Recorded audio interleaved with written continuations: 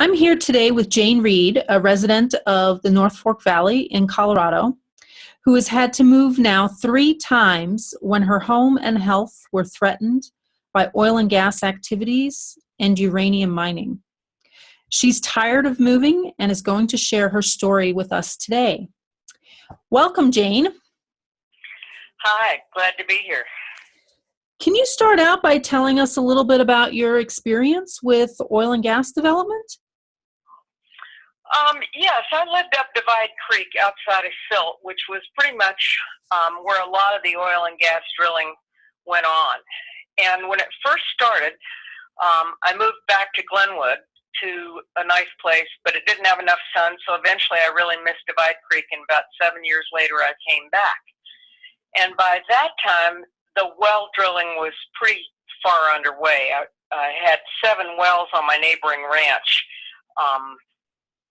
one right on the property line, which they flared quite often, and whenever they would flare the well, my whole house would smell like the stove had blown up.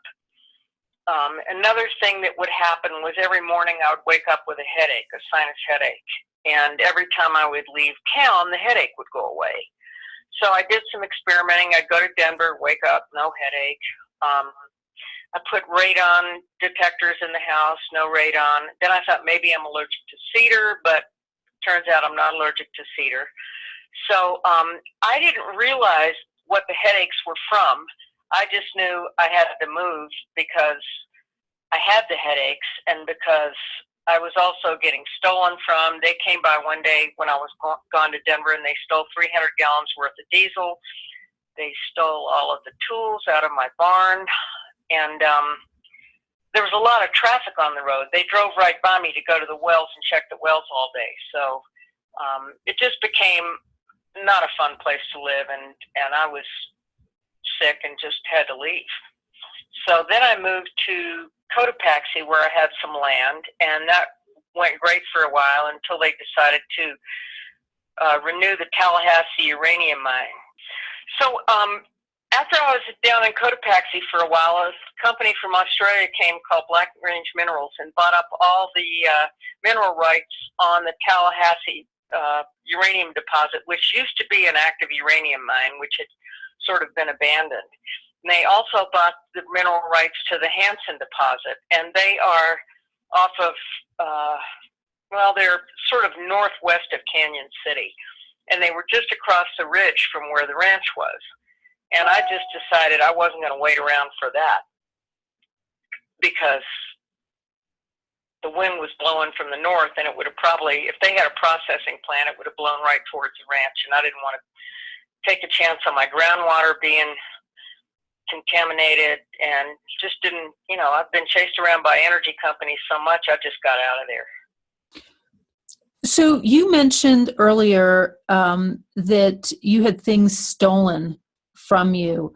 Who were you referring to that stole from you? Well, it had to be the guys that were checking the wells. Oh. I mean, it's a private driveway. They're just the ranchers and me and my friend Ann. And there were trucks going up and down the road all day to do with the gas industry, and I went away for the weekend and came back, and the gas was gone and all my tools were gone. Well, I assumed it was a guy because girls don't usually steal tools. So I just assumed it was one of the drivers or somebody that had been watching. And you never had those kinds of problems before? Never. I never even locked my door. So along those lines, how do you think the community changed as a result of oil and gas coming in? Well, I can't speak for anyone else. I can say for me it was incredibly stressful because property values were going down, traffic was going up. There was a lot of, what's the right word? Just a lot of discord between the people that wanted the oil and gas and the people that didn't. And, the bars were more crowded. just wasn't an attractive industry. I mean, I don't know what else to say about it except for, everybody was up in arms about it. Lots of people, they promised it would all look okay and they wouldn't have anything to worry about, and people were getting sick. And, you can see all that in Gasland and Split Estate, all the people that got sick that they interviewed. My friend Karen Trulove built her dream house and had to leave because of respiratory problems. You could see a well right from her porch, a big well. It just turned a sort of quiet, nice farming and ranching community into an industrial zone. And let's talk about that a little bit, turning it into an industrial zone. Do you think people had a sense that that's what would happen? I mean, if, for example, if there had been an initiative to zone the area heavy industrial usage for oil and gas development, do you think people would have supported that? I think the people that stood to benefit from it would have, like the ranchers who were going broke, but only because they would lease their mineral rights, not because they wanted it. They just were going broke. Ranching is hard and you don't make a lot of money at it, and they saw a way that they could, a lot of them just made a bunch of money and went and bought big ranches in Nebraska. The ones that made money were happy. The ones that didn't were not. But a lot of them I talked to just said, if we'd known it was going to be this invasive, we never would have voted for it. And can you talk about the difference in terms of benefits between drilling that takes place on private land versus on Bureau of Land Management lands or public lands? Well, I don't really know what the difference is, other than if they drill on your land, you tend to reap money from the water or the mineral rights. They pay you, but on BLM, it's just trashed. You don't get anything out of it. And you had mentioned earlier that you've been chased by energy companies most of your property ownership life. Can you talk about some of the promises that were made to you? Well, no promises were made to me, because as soon as they came, I left. I mean, I didn't want anything to do with them. Good for you.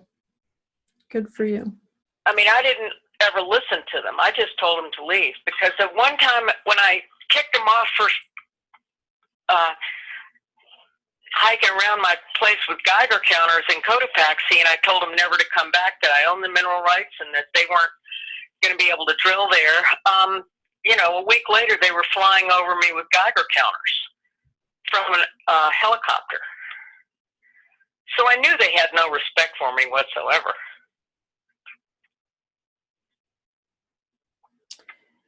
So, they probably thought, oh, we'll offer her a bunch of money and she'll give in, which of course I didn't. But because it was so close to the Tallahassee lode, I'm sure that's why they thought there was uranium on our side of the hill. So let's talk a little bit about risks and risks of contamination of water and soils. What do you see as your nightmare scenario of how, for example, the North Fork Valley watershed could be contaminated? Well, I think the thing that scares me the most is the fact that they're going to bring those trucks down the hill past the reservoir. And those guys are, they're on deadlines and trying to make schedules and trying to make more money, and they drive too fast, and there's black ice up there. And if we ever roll over into Payonia Reservoir, it's going to poison everything. There goes the promise of pure organic food to the tourists and everybody. I mean, that's our lifeline here is food. I just know that all the irrigation water from Payonia Reservoir will be toxic. Right. And as far as the fracking goes, I don't know, I can't see the fault lines under the earth, so I don't know exactly what goes where. But we know what happened to Lisa Bracken. Do you want to tell us more about that? She'd be the one to talk to, but she basically had a seep of all kinds of methane and all the chemicals that go along with it coming out of her creek, up Divide Creek, West Divide Creek it was. And she tried for 10 years to get the EPA there, and they never would come. She spent 10 years trying to document this with geologists, and everything in the area where it was bubbling up was just dead. She said the wildlife, if they drank it, they died. But she came over here and made a speech for CHC a couple of years ago, about a year and a half ago, I think, when they had the first meeting at the high school, and told her experience. And basically, it's still going. It's still seeping. So as we talk about these risks, and we know that the industry and federal, state, and county governments tell us that everything's properly regulated and there's really nothing to worry about. What have you witnessed or heard of situations where people or kids have been using our public lands, just doing what they do, go out and hike or go out and play, and of, any consequences? Well, my friend Doug Dwyer's son Christopher was with his best friend and a group of kids, and they went up to an abandoned well in Yampa, and apparently were able to easily get in there and climb up on top of the well. And Christopher and his friend climbed up there and lit a cigarette, and the well blew up and killed them both, and the dog. And it was covered up so fast. It was, I can't find anything about it on the internet, and I've been trying for years. His father, Doug, called me in tears the day it happened, and it was just so senseless. So senseless. I mean, that well should never have been leaking that much. So they promised they're inspecting all these wells, but I hate to think of how many abandoned wells are not inspected for leaks. And so what you're telling me is that these kids were just doing what kids do.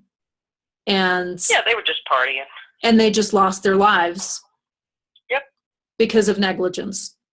Yep. And it must have been a big deal for them to shut it up that quickly. And because even like 3 days later, I could find nothing about it anywhere.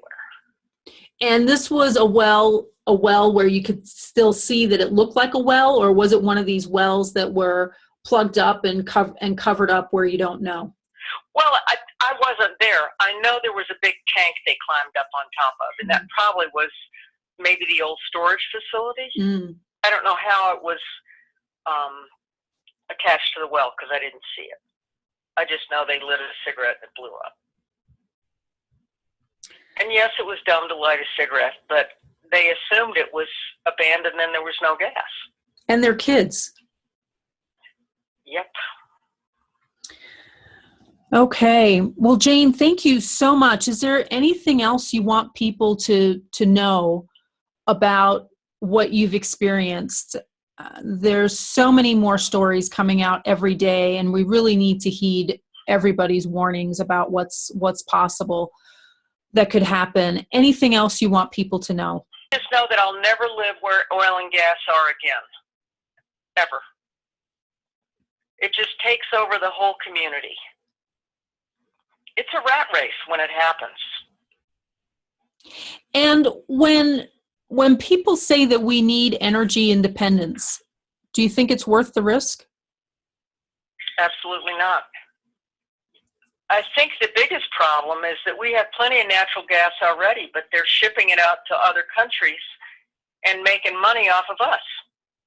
they're wrecking our lifestyles and our nest eggs so they can make more money shipping it. I mean, keeping it here is one thing, but they're shipping a lot of it out. Okay, well, thank you so much, Jane.